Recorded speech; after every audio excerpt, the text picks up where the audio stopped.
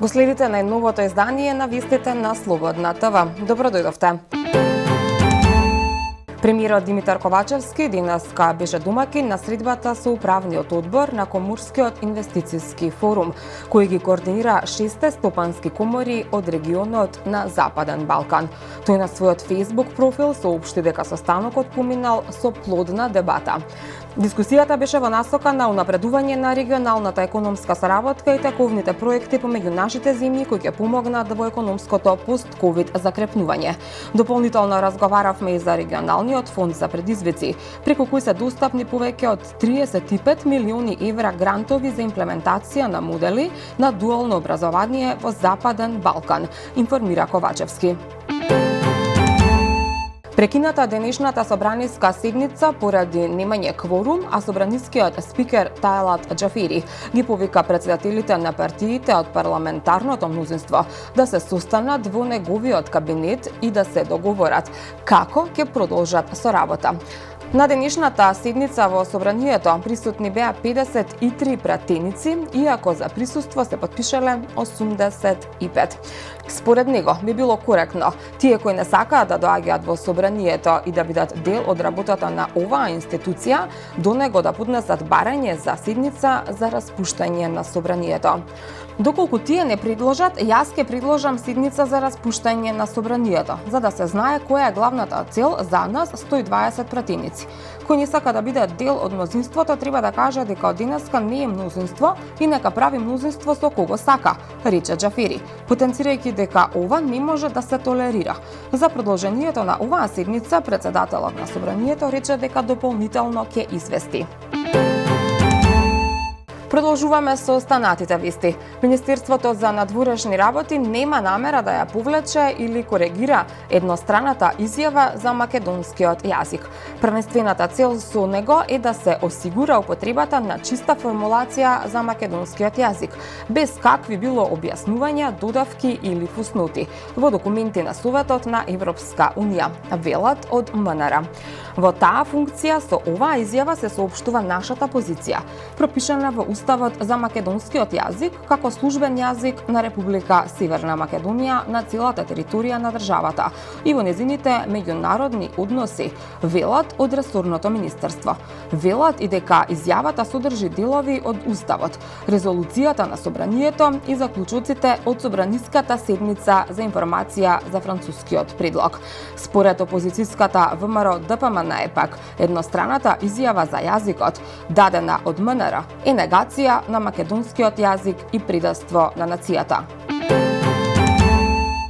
Процесот на скрининг на македонските институции за усогласеност со Европската Унија е започнат и се очекува да заврши до ноември 2023 година, а до тогаш Македонија треба да ја заврши обврската за измена на Уставот за внесување на бугарите во преамбулата, информира вице-премиерот за европски прашања Бојан Маричик, објаснувајќи ги следните чекори откако во вторникот во Брисел нашата земја ги отвори преговорите за членство.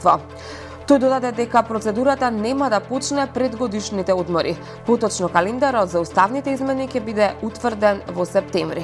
Вице-премиерот не беше прецизен дали владата ќе ги преземе првите чекори пред да го обезбеди потребното двотретинско мнозинство, за да има гаранција за успешен процес. Вице-премиерот нагласи дека веќе 45% од нашето законодавство е усогласено со европското и додаде дека постојано се зголемуваат капацитетите за превод на македонски јазик. Извршниот комитет на ВМРО ДПМН ја прифати иницијативата за референдум за спорот со Бугарија, која изминатите денови беше најавувана од претседателот на опозицијската партија Христијан Мицкоски. Генералниот секретар Ѓорѓија Сајковски изјави дека иницијативата е прифатена едногласно и во целост, а партијата почнува процес на широка консултација со експертската и општествената јавност за природата, карактерот и формулацијата на референдумското изјаснување. Од партијата велат дека остануваат против уставните промени со кои треба да се внесат бугарите во македонскиот устав. И понатаму остануваме на истата тема. Социјалдемократите велат дека тоа што ВМРО ДПМН не знае какво прашање ќе постави на евентуалниот референдум, покажува дека партијата не знае каде тера. Тие, велат од СДСМ, бараа референдум и за преспанскиот договор, па го бойкотираа, а собираа потписи за референдум за пописот и на крај се откажаа. Од гледачката партија истакнуваат дека нема да поддржат референдум кој што е против заштита на македонскиот јазик, идентитет, историја и посебност во преговорите со Европската унија. Според нив, ВМРО ДПМН само сака да направи некаква штета, а седницата на извршниот комитет на ВМРО ДПМН ја оценуваат како обична фарса. На неа, велат, само се исполнуваат желбите на Мицкоски. Уште неколку вести во продолжение. Поранишниот директор на УБК, Сашо Мјалков, на 8 август треба да се јави во казнено-поправниот дом во Струга, каде треба да издржува 3-годишната затворска казна за случајот Империја, потврдија за Фокус од Охридскиот суд. Според информациите од таму, упатниот акт е издаден, но и тој, како и сите осуденици, може да побара одложување на извршувањето на казната под услови кои што ги пропишува законот за извршување на санкции. Упатниот акт од Охридскиот суд следува откако Мијалков експресно ја промени адресата на живење од Скопје во Охрид, истиот ден откако се спогоди со обвинителството да плати 36 милиони евра и да лежи 3 години затвор за случајот Империја. Еден полициски хеликоптер од утринава интензивно го гасне пожарот во Беровскиот регион.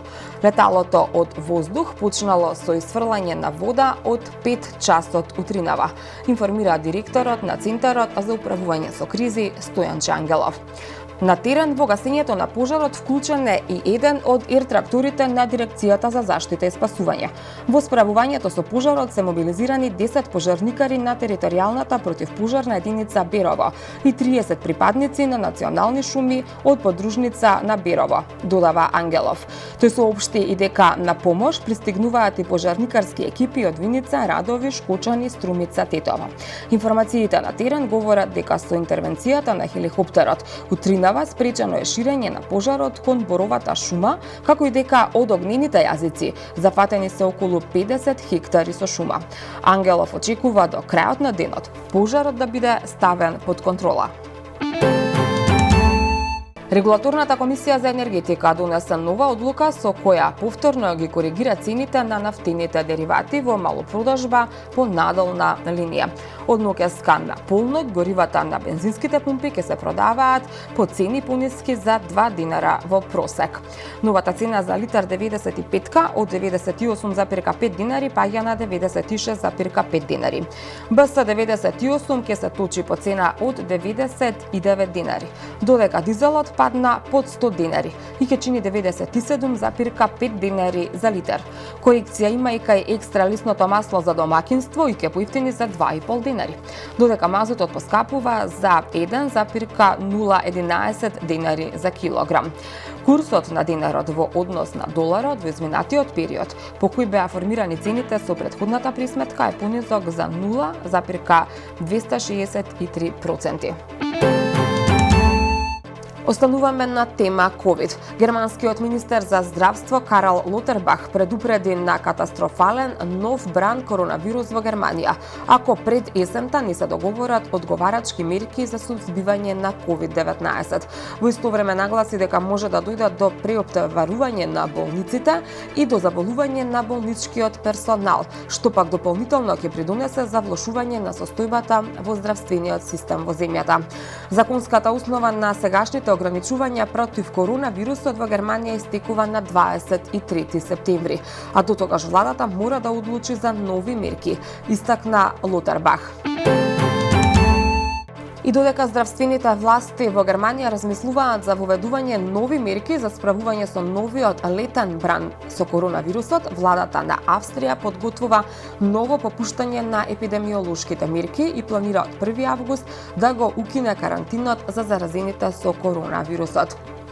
Иако на тоа се спротивставија лекарите, но и властите на градот Виена, се подготвува уредба со што карантинот ќе биде укинат и ќе биде заменет со обврска. Инфицираните со COVID-19 постојано да носат маска без разлика дали се на работа или во дискотека.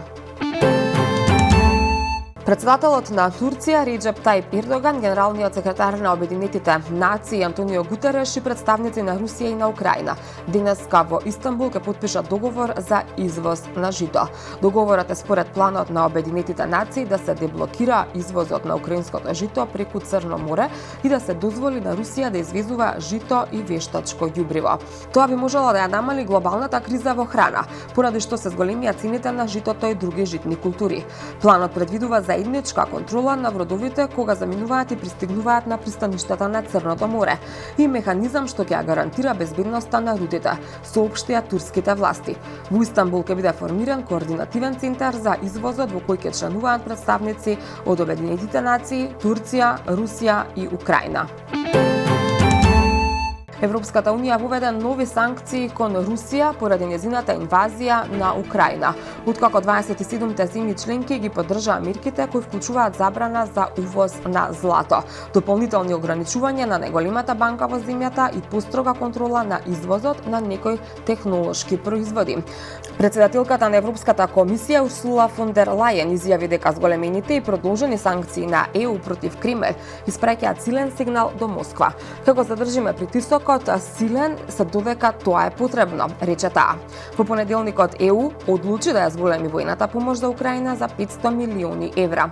Европската унија досега вети вкупно 2,5 милиарди евра на Украина по инвазијата на Русија на 24 февруари. И последната вест во ова издание на вестите повторно се однесува на Русија. Русија го прошири списокот на така наречените непријателски држави и сега ги вклучува Хрватска, Словенија, Грција, Данска и Словачка. 5 земји беа додадени на црната листа поради непријателските действија против Русија, пред се против нејзините дипломатско-конзуларни представништва. Земјите кои се додадени на списокот ќе бидат ограничени во ангажманот на соработниците во амбасадите, конзулатите и државните представништва на територијата на Русија. Ви благодарам што го следевте и ова издание на вестите. Имајте пријатен ден. Довидување.